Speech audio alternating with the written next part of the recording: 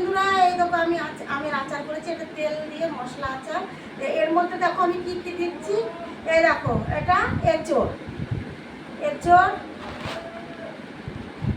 এই যে আদা, এর সঙ্গে আদাও আছে, এটা আদা দিচ্ছি।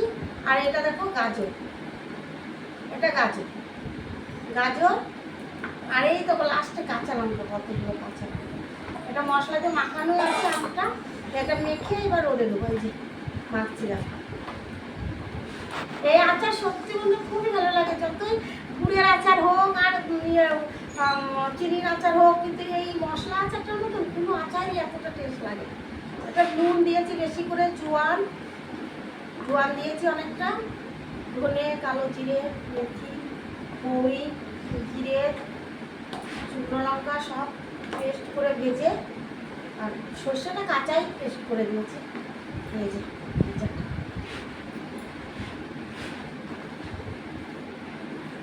এটা ভালো করে মেখে রোদে দিয়ে 4-5 দিন রোদ খাওয়াবো, তো গরমের করে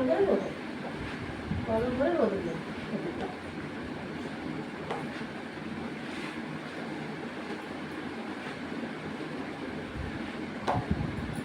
দেখো।